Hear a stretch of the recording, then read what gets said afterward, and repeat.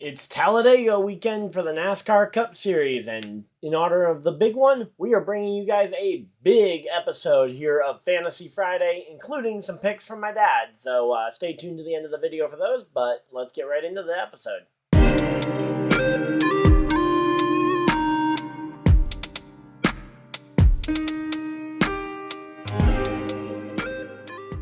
Alright, so to start off the episode, as per usual, over on this side of the screen, I have got the top 10 the top 10 in terms of the Vegas odds according to the NASCAR app. And let's just say there are a few issues here, but we're going to have more issues when we get further down the list. But honestly, though, the top three, Brad Keselowski, Ryan Blaney, Chris Buescher, no problem with those top three. Maybe I might demote Ryan Blaney just a little bit, just due to the kind of the flukiness of his wins at Talladega versus, say, Joey Logano a little bit further down the list. But I think all those all three of those drivers are very safe bets, and honestly, the Fords as a whole at this style of racing have really cracked it, and they have worked so well together as a team that hard to really bet against Ford. William Byron would not be my top Chevy pick, and honestly, the Hendrick camp as a whole, I would probably say isn't even my number one Chevy team this week. But I'm not opposed to seeing one or two in the top 10. I just don't see why Elliott's up here. I mean, I feel like there's some other people that could put up there, especially why is Denny Hamlin below Chase Elliott on the odds list? Yeah, so Chase Elliott, I could see him getting some good positioning here at the end of the race. He probably is actually, now that I think about it, the best super speedway racer on that team. And Byron probably is second, but I think Elliott's better than Byron at super speedways. Now, granted, they have the same plus 1,400 on the odds, but I think both of them are probably more closely associated with Kyle Busch's odds, maybe even closer to that plus 2,000 range with Christopher Bell there. But ultimately, they gave him a plus 1,400, and yeah, so William Byron, Chase Elliott, both up there. Yeah, not sure I would necessarily put a ton of stock in those Hendrick guys, especially where they've been so good at every other track this year. I wouldn't probably waste a pick on them unless you want it. I mean, I guess Chase Elliott wouldn't be wasting a pick because you probably won't be using him completely up, but he will be a skip for me, that's for sure. But yeah, then going down the list, Bubba Wallace, he won this race 2 years ago. Super Speedway and this pack style racing has been his absolute jam since getting to the Cup Series, and I don't see any reason why that would stop this week. So, Bubba Wallace plus 1,400. I'd say that's actually a pretty fair rating. Denny Hamlin, though. Denny Hamlin should be right up there with the favorites. He should be plus 1,100, plus 1,200, something like that. He should be right up there in the mix with Keselowski, Buescher, and Blaney as a part of that favorites conversation. And if you're going to pick a Toyota, Bubba and Denny definitely would be my top two, and I would say by a bigger margin than what they're showing here. Kyle Busch, he's yet to he has one finish so far at super speedways this year outside the top 10, so at this point I think it's pretty safe to say that you can probably put him in your lineup pretty safely if you have the uses left on him. And then the final driver up inside that top 10 is Christopher Bell, coming in at plus 2,000. I did take a little peek at some of the guys a little further down, and I believe it is a tie for that 10th spot. So, I mean, and looking at the guys he's tied with, I'd say it's fair. Although I think there's definitely some drivers he should probably be ranked behind that aren't on this list. And there's some big snuffs that we will talk about in a minute. But one that I know we aren't going to be talking about in a minute, Stenhouse should be in this top 10. I think moving Stenhouse into this top 10 and moving Christopher Bell out of the top 10, I think that would probably make this list a little bit better. Elliott probably around 9th on the list. I'd say William Byron around 7th makes sense. Maybe move Kyle Busch to 8th. Just a couple of little adjustments. The big one on this list, though, is Denny Hamlin should be much higher than he is. So, but yeah, that's your top 10 Vegas favorites. Of course, we'll talk about some of the dark horses coming up here in just a second. All right, so now over on the side of the screen here, I have pulled up some of the dark horses, and I've compiled the list of some of the more interesting guys further down the list that maybe you would normally overlook. But hey, you never know. They might be able to pull something off, especially with the way that these plate tracks tend to act like roulette wheels somewhat. But let me start off with a massive complaint here.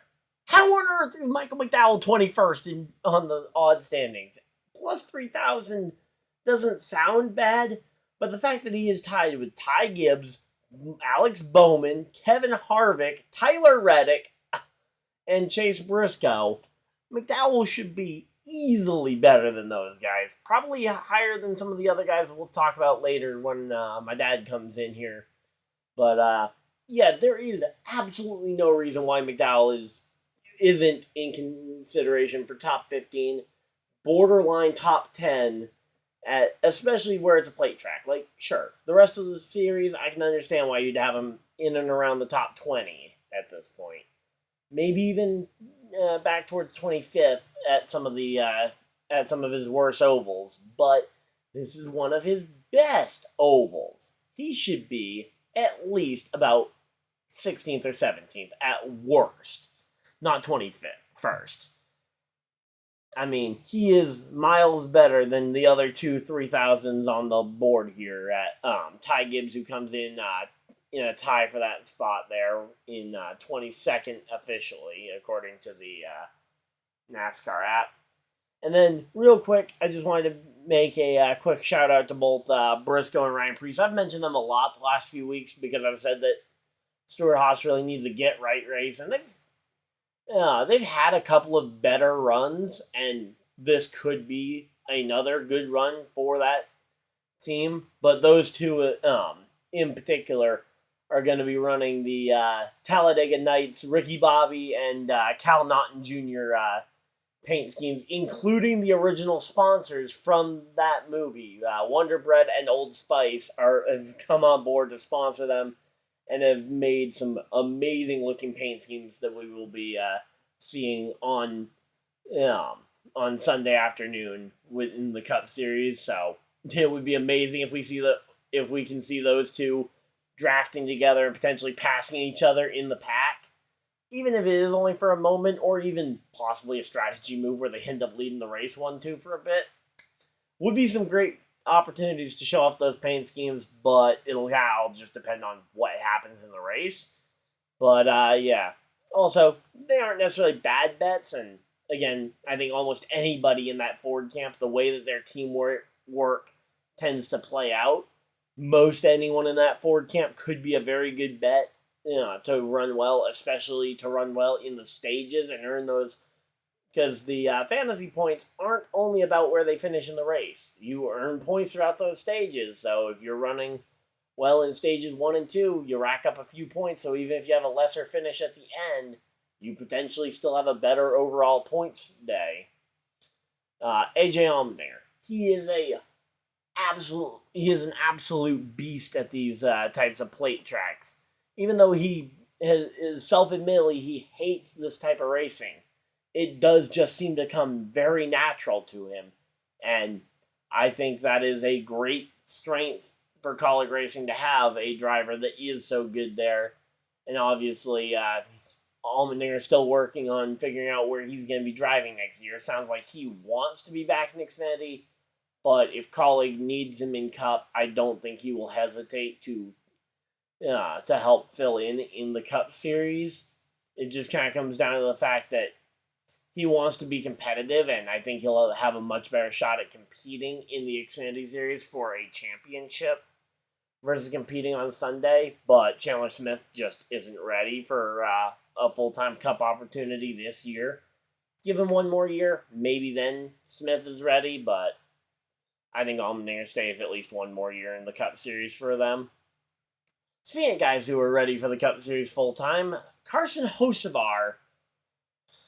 I don't know if I would say necessarily that he's ready for a full-time Cup ride, but he's going to get one. He will be, I'm assuming he will be driving one of the 3 Spire Charter cars. We know Zane Smith and Corey LaJoie will be driving 2 of them. I believe the 3rd Spire car will almost certainly be going to Carson Hocevar. We will still have to wait and see, but yeah, that all rumors seem to be pointing that way, and he's getting a lot of good seat time, and he's looking very impressive with a lot of top 15 runs in that car, in the number 42 car there for Legacy Motor Club. Speaking of one of his soon-to-be teammates, Corey LaJoie, he's on the odds sheet. He's been very good at these super speedway drafting type tracks. Last year at Atlanta, came up 2nd place to chase, no, he was on pace to come up 1st or 2nd to Chase Elliott at Atlanta before kind of getting shoved into the wall. And he's had some other very good runs at these types of tracks in the past, so certainly not a bad pick potentially, which is probably why the odds for him are so low compared to what they normally are when we get this far down the list. Todd Gilliland, again, another Ford driver, driving for Front Row Motorsports. If he and McDowell get in a draft together, along with some of those other Fords, again, I wouldn't put it past almost any of these Fords being able to get up there and have a good run on Sunday. Speaking of Front Row Motorsports Fords, they are actually entering a 3rd car this weekend for Riley Herbst, driving the number 36 Ford Mustang. I don't think Herbst is ready for this. I think I would anticipate that if we see a crash early in the race, it might be caused by Riley Herbst. But benefit of the doubt, he is a Ford driver for that team, and he could very much surprise us. And hey, if you guys are really low on uses of some of your front guys, this is probably the only playoff race Riley Herbst will be in for, so go ahead and use him. Similarly, Chandler Smith driving the number 6, or a 3rd car, the number 13 for Colleague Racing, comes in at 22,000 on the odds, but a very good driver driving what should be a solid car, not necessarily a winning car, and again, being a part of that Chevy camp. Chevy hasn't been quite as good at the teamwork game, so those are a few of my reasons why I would maybe stray away from Chandler Smith, but I wanted to give him a shout out because, again, he's an Xfinity Series guy getting an opportunity in Cup, potentially trying to make a name to potentially petition as to whether or not he'll be in this series full-time next year. But, yeah, so that's your top 10 and some of your dark horses. To talk about some of the middle of the field, I decided, since I'm going to be doing the broadcast on Sunday with my dad, I figured I'd let him come in and share some of his own opinions on these drivers from 11th through 20th. So, I'm going to make a real quick cut. Going to go ahead, bring him in, and we will see you guys in the studio with both of us here in just a minute. All right, and now we come to the part of the video where we go ahead and we talk about some of the guys who maybe didn't make that top 10 favorites list, but weren't dark enough odds to end up in that bottom 20 spot that we normally go and look at. So, and to help me talk about some of these guys, because there's a lot of differencing of opinions going into Talladega, I figured I'd bring in my dad, who will be co-commentating the race on Sunday with me. So, welcome in, my dad. Thanks. I'm happy to be here. Looking forward to Sunday. Yeah, I'm really looking forward to Sunday. Talladega, one of the best tracks on the entire schedule. Some people consider it a crown jewel race. I don't necessarily think of it as a crown jewel because we race it twice a year at the same distance. If one of the races were 400 miles, maybe I could consider the 500-miler in contention for a crown jewel. But we just had it brought back that the Brickyard 400 will be returning as a crown jewel for next year. All right. But, enough about that. Let's talk about these 11th through 15th place drivers here. All right. So, as I'm looking through the list, I would say the biggest surprise to me is probably going to be Amarola. I don't think of Amarola when I think of this track, so I think his being included in number 14 on the odds chart is pretty high up there.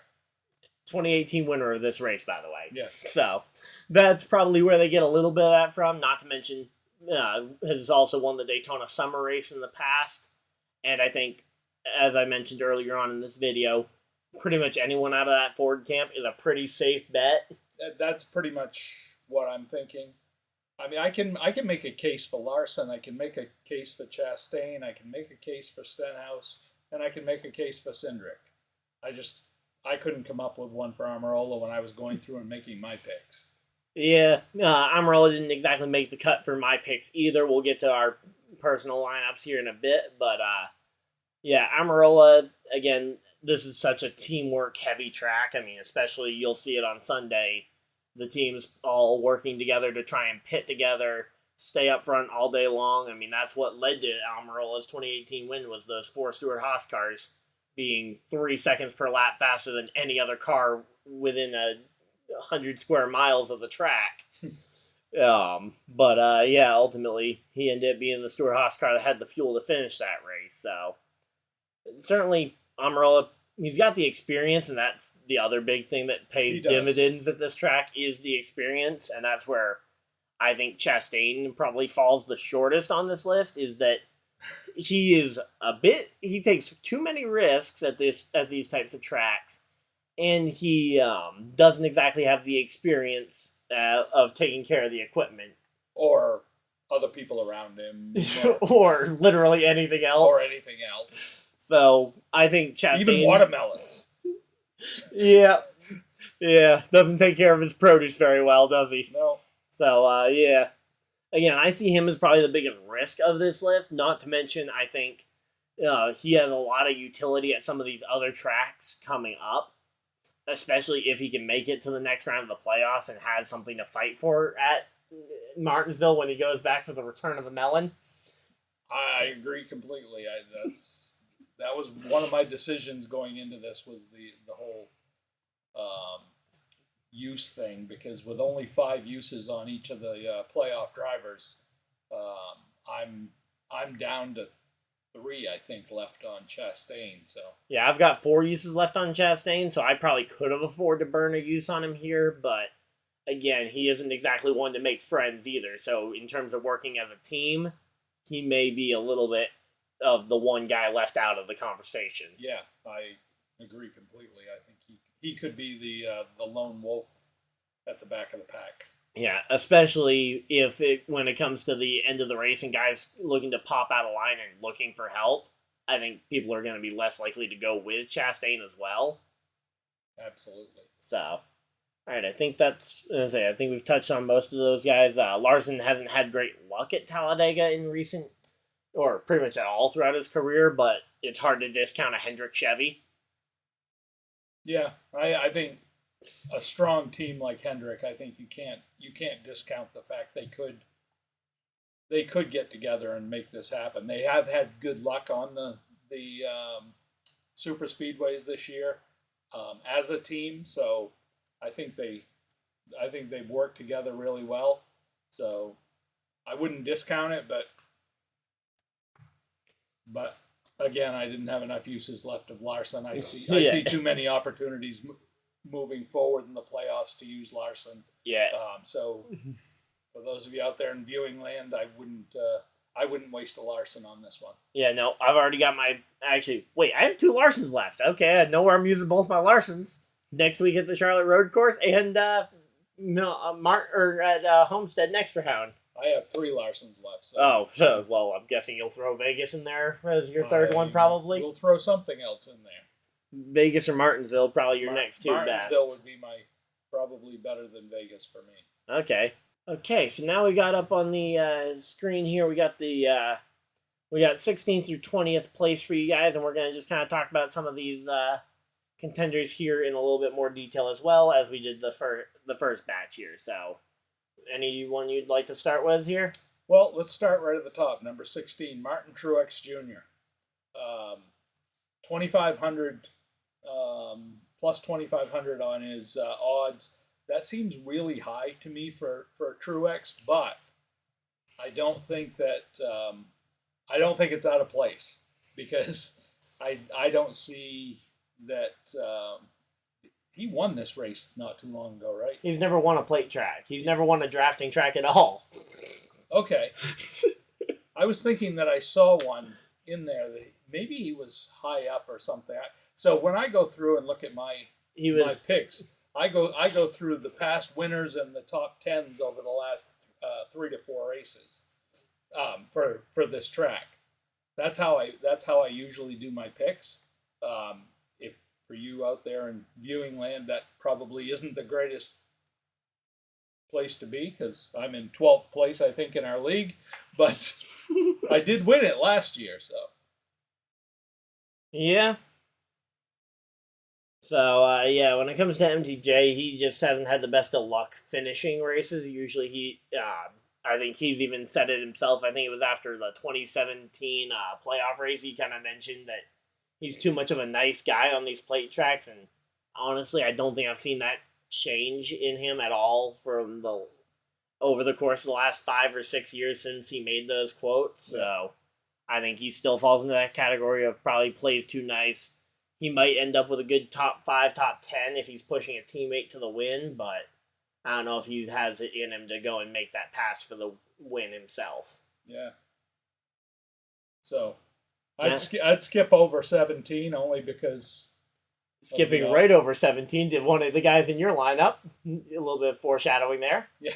So, also one of your favorite drivers, so I'll let you have the floor here. Well, no, I'm saying I'm going to skip over him. Oh, you're going to skip over the next guy too?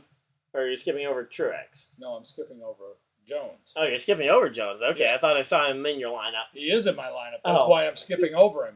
Oh, you're going to skip over him. I'm Okay. skipping over him because I'm actually going to use Jones in my lineup this week. I'm gonna go to Reddick now. Reddick's position number 18 in the odds, and Reddick just has not. He hasn't shown enough to me that, first of all, that he's a team player, and second of all, that he can get it done in big situations. He is what plus 3,000. Plus 3,000 for Reddick. So the next 3 are all plus 3,000. So Reddick, Harvick, and Bowman. I would have put Harvick and Bowman a little bit ahead of Reddick here. Reddick might not have even made the top 20 for me. Yeah, I mean, hard telling without seeing who was 21st and remembering exactly what their odds were. It could have been a multiple-way tie at 3,000 and just how they decided to order them. Right. Because my guess is seeing 3 of them tied at 3,000, odds are probably more than that. But, looking at these 3, though, who are at this 3,000, I think Reddick probably... He might be the weakest of those 3 tied at 3,000. And I also think, though, he's probably got the least amount of pressure on him, despite being the only playoff driver among them, because, honestly, and I'll say this about and I probably did say this in the earlier part about Bubba Wallace, because I think I remember seeing him in the top 10.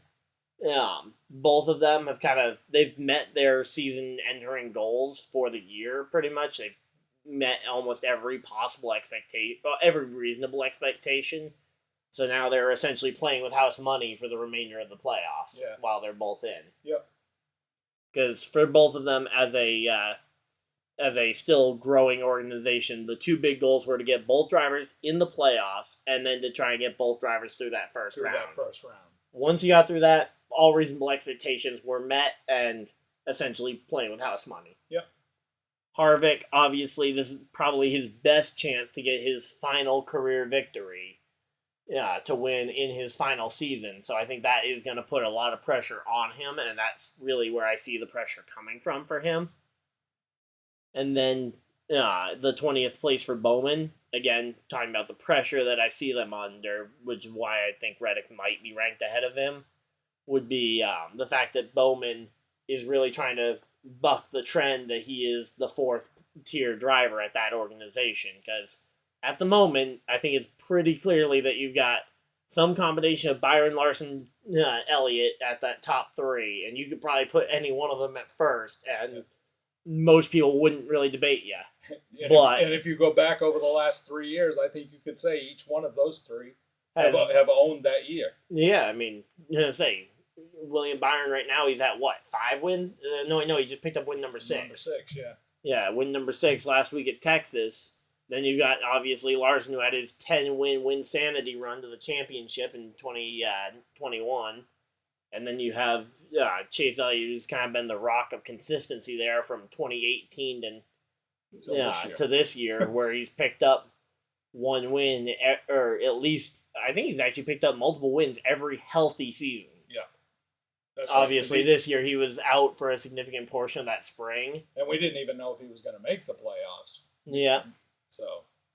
Yeah, and I think the fact that he hasn't won yet, I would probably, if you have Chase Elliott uses left, probably save him for the Roval. Yeah. But Bowman, I think almost everybody has uses left on, and I think most people are probably going to skip on him here, unless you're a big Bowman fan, and it might be a high-value pick if he lucks into a good finish here. See, to me, if you're taking Bowman, it's a personality pick, because, I don't know. He doesn't bring much to the table, I don't think, for a super speedway.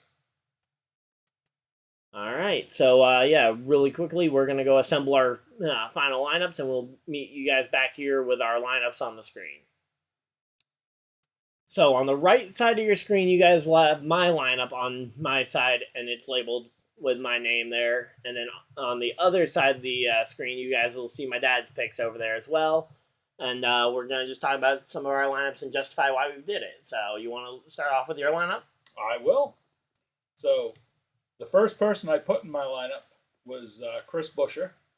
I think Chris Buescher's definitely shown his ability to run with the big dogs in this in NASCAR at the top level, and I think he is. I think he's hot. I think it's one of those things. I go with the momentum, and that's where Chris Buescher came into my lineup. He's also a Ford. That doesn't hurt. Yeah, 3 wins in the 3 wins to kick off the run to the playoffs here. Obviously, hasn't won a race yet in the playoffs, but maybe this week could be the one. This could be the one. Yeah, I've got him at the top of my lineup as well. So yeah, he was my first pick. Yeah, he was my first lock in too. I've only got 2 uses left of him, but I think if he and his teammate are gonna have a surge of energy anywhere, Roush Fenway, this is their track. My second pick was Kyle Busch. Busch, the Killer Bees, for me, Buescher, Busch, and Blaney were obvious picks to me in this race. Busch, I think, has shown his ability to perform at play tracks consistently. He's always up in that top tier. Not necessarily in the top 10, but top 12 to 15, and I'll take that any day in my picks, especially with his ability to pull off a win when you don't expect it. So, as the resident Kyle Busch fan, and he's also the second driver I picked for my lineup, I'll go ahead and add on here real quick. I'm sure you will. So you mentioned his ability to kind of finish 12th to 15th there.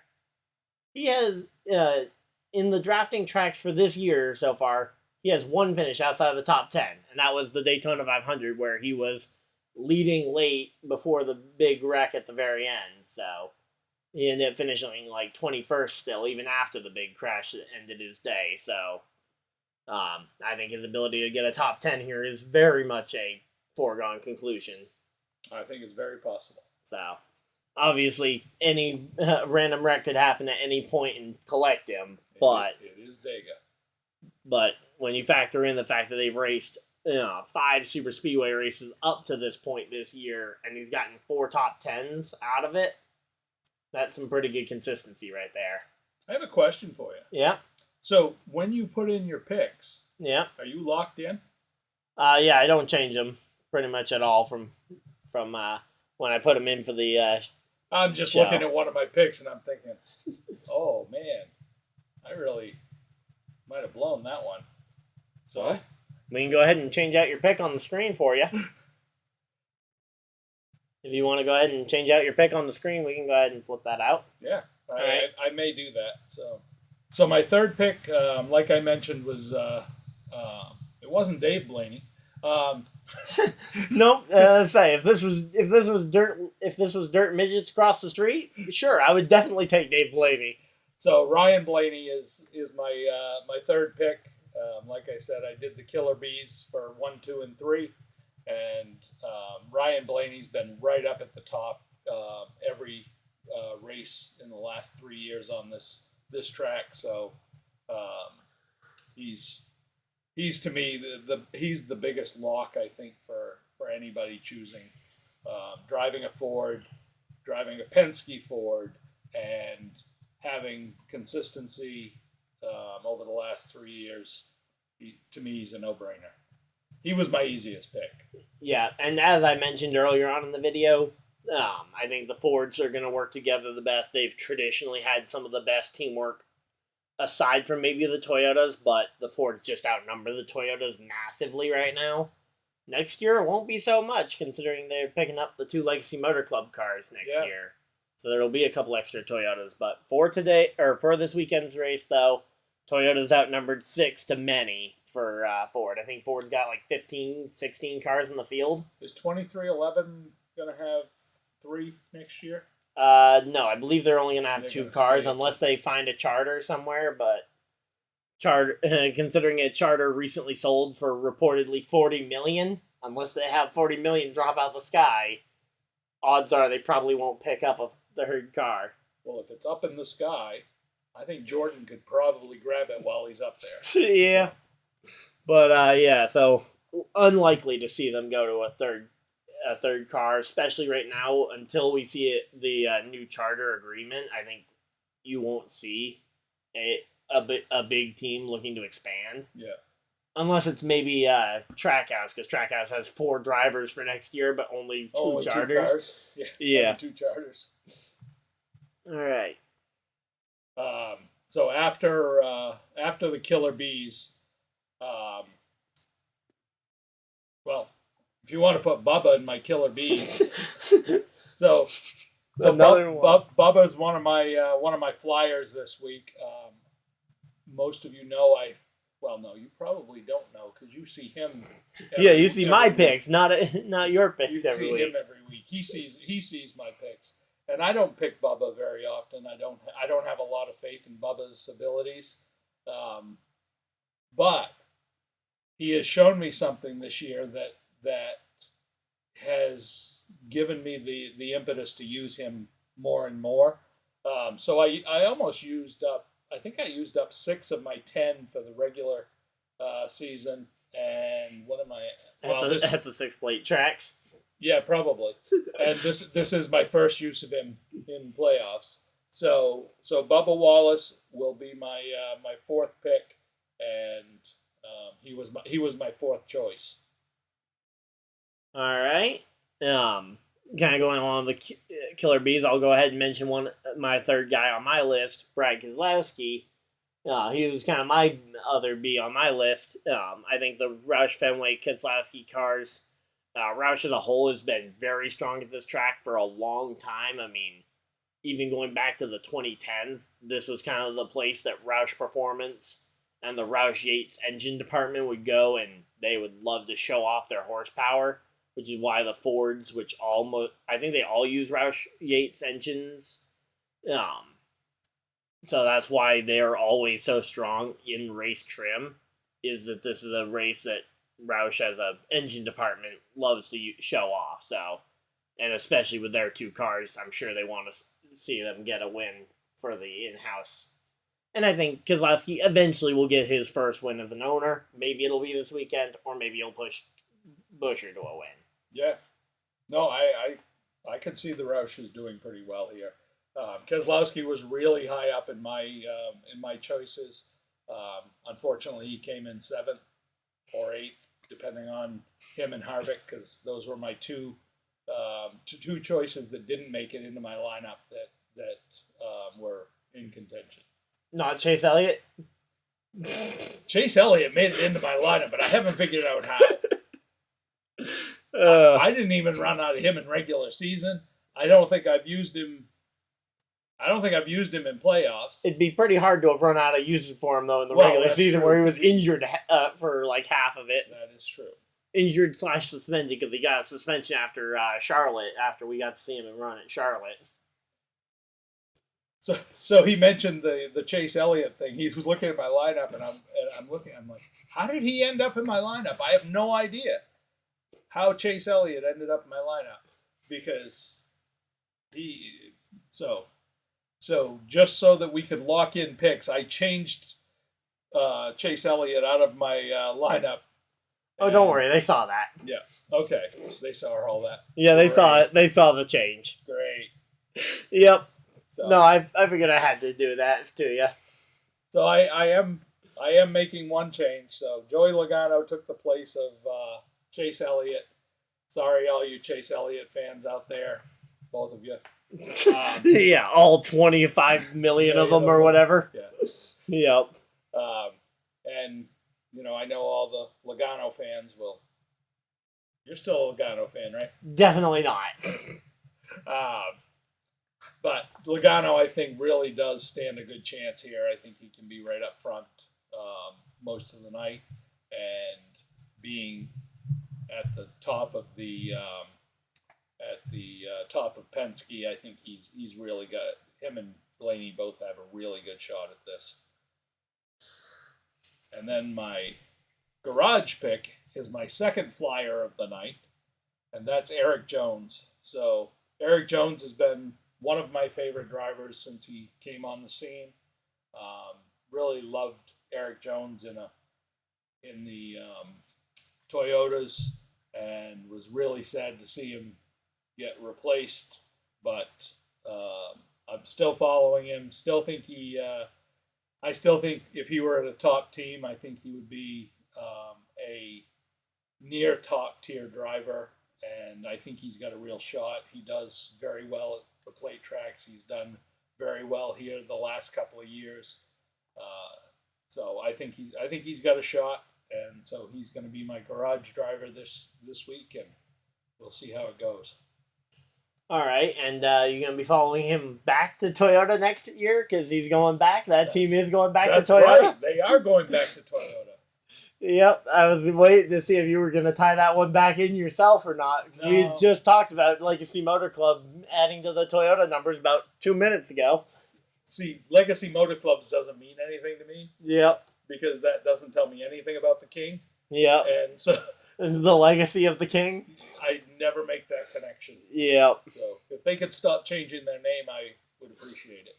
Well, if they could stop having new people buying into the ownership, because I don't think Richard Petty even actually has an ownership stake anymore. I think Jimmy Johnson bought Petty's ownership stake.